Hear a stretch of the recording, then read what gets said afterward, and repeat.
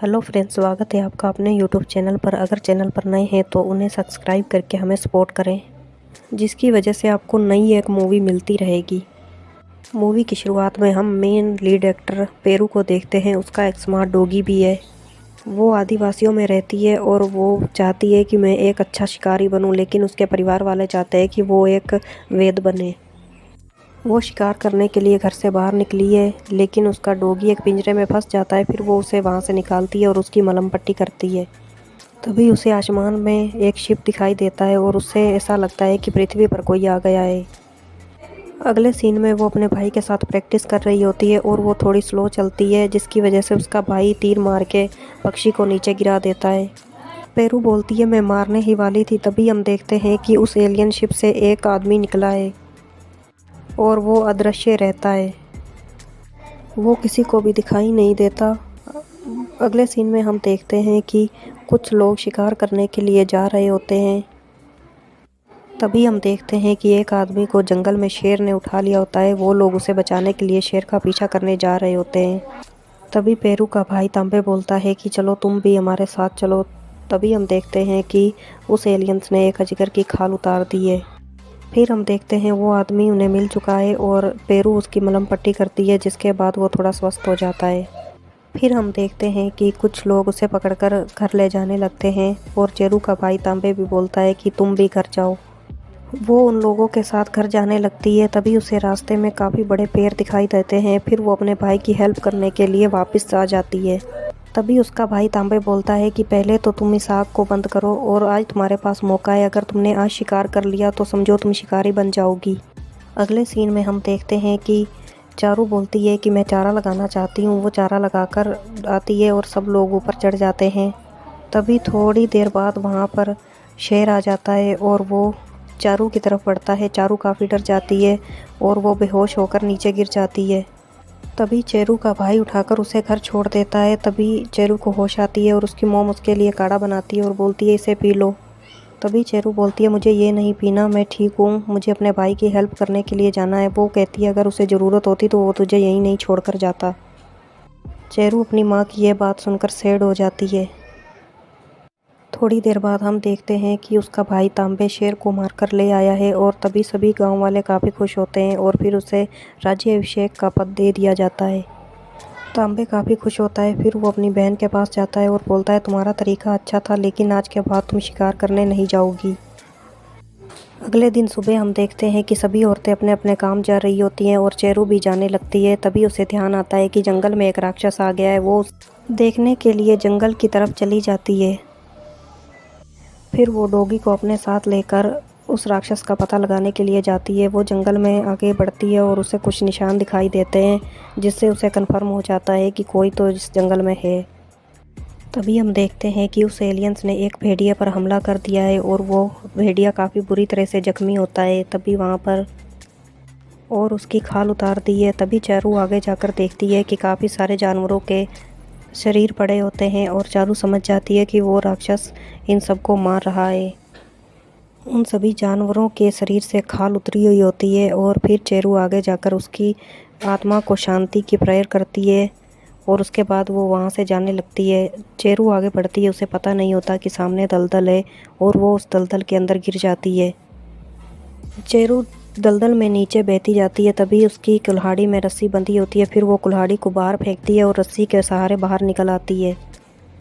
फिर वो नदी के किनारे पहुंच जाती है। वो वहां देखती है कि एक भालू शिकार कर रहा है। वो जैसे ही भालू का शिकार करने लगती है, वो भालू उस पर हमला करने के लिए उसकी तरफ आ जाता है, लेकिन उसका डॉगी उसे बचा लेता है। वो फिर से उस पर हमला करने लगता है। तभी वहाँ पर वो एलियंस आ जाता है।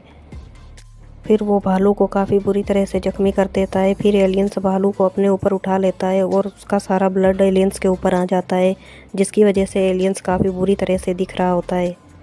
चेरू वहाँ से डर कर भाग जाती है। फिर वो जंगल के रास्ते से अपने घर जाने लगती है और उसे रास्ते में 3 लड़के दिखाई देते हैं। वो उसी के गांव के होते हैं। वो बोलते हैं तुम्हें घर जाना चाहिए। वो बोलती है नहीं, मैं घर नहीं जाऊंगी, यहाँ पर एक एलियंस है। वो कहते हैं हम उसे देख लेंगे।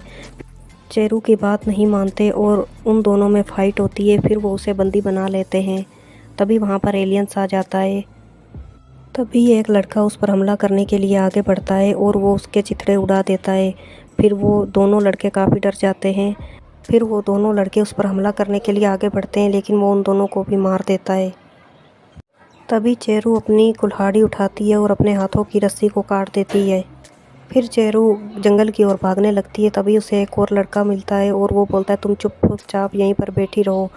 वो जैसे ही तीर चलाने लगता है तभी पेरू को पता चल जाता है कि उसने उन पर हमला करना शुरू कर दिया है। फिर वो दोनों लड़के वहाँ से भागने लगते हैं और तभी पेरू भी भागती है और उसका पैर पिंजरे में फंस जाता है। फिर वो राक्षस पेरू पर हमला करने लगता है। तभी वहाँ पर कुछ और आदिवासी आ जाते हैं और वो पेरू को बंदी बना लेते हैं। उन आदिवासियों के पास उसका भाई भी बंदी बना हुआ होता है। तो वो उनसे राक्षस के बारे में पूछते हैं, लेकिन पेरू उन्हें कुछ भी नहीं बताती।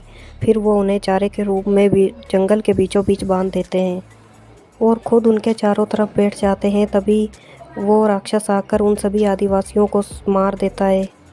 तभी पेरू समझ जाती है कि वो राक्षस किसी भी शिकार को या चारे को नहीं खाता, वो उस पर हमला करता है जिससे उसको खतरा होता है। फिर वो दोनों बहन भाई वहाँ से छूटकर भाग जाते हैं और चेरू फिर से अपने डॉगी को छुड़ाने के लिए वहाँ जाती है। फिर वो उस कैंप में सभी लोगों को मारती है और अपने डॉगी को छुड़वा लेती है। तभी वहाँ पर एक आदमी होता है, उसका पैर कटा होता है। वो बोलता है कि तुम मेरा इलाज करो, मैं तुम्हें यह गन चलानी सिखाऊंगा। फिर चेरू उसका इलाज करती है और वो उसे गन चलानी सिखा देता है। फिर वो आदमी मरने का नाटक करता है। तभी वहाँ पर एलियंस आ जाता है। जैसे ही एलियंस का पैर उसके ऊपर आता है वो चिल्लाता है और वो एलियंस उसे मार देता है। तभी हम देखते हैं कि पेरू का भाई वहाँ आ जाता है और वो उस एलियंस पर हमला कर देता है और उसका एंटीना गिर जाता है, जिसकी वजह से उसका निशाना ख़राब हो जाता है। और पेरू का भाई काफ़ी बड़ा योद्धा है, वो उसके साथ काफ़ी देर तक फाइट करता है, लेकिन थोड़ी देर बाद वो एलियन से अदृश्य हो जाता है। फिर उन्हें वो दिखाई नहीं देता, जिसकी वजह से उसका भाई हारने लगता है। फिर उसका भाई पेरू से बोलता है कि मेरी ज़िंदगी यहीं तक थी और अब तुम्हें यहाँ से भागना होगा, लेकिन पेरू उसकी बात नहीं मानती। तभी वो तांबे पर हमला कर देता है और तांबे की वहीं मौत हो जाती है।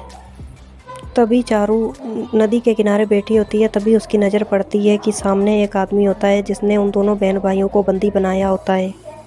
फिर वो उसे बेहोश कर देती है और उसका इस्तेमाल चारे में करती है।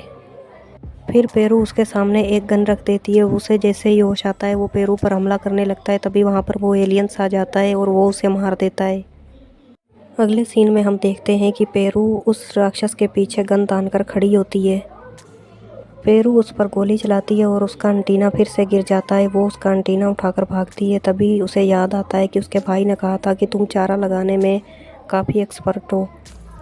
वो उस एंटीने को इस हिसाब से लगाती है कि जैसे भी वो एलियंस उस पर हमला करे वो गोली उसी पर जाकर लगे। तभी वहाँ पर वो एलियंस आ जाता है और वो उसके साथ फाइट करता है।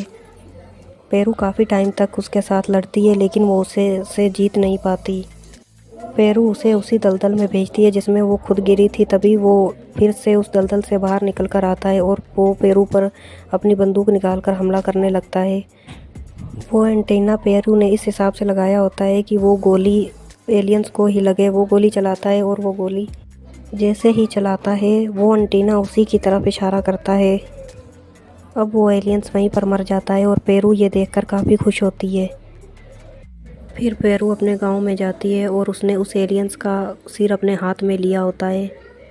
सभी लोग काफ़ी खुश होते हैं और उन्हें पता चल जाता है कि पेरू एक अच्छी शिकारी है और अब पेरू को राज्य अभिषेक दे दिया जाता है।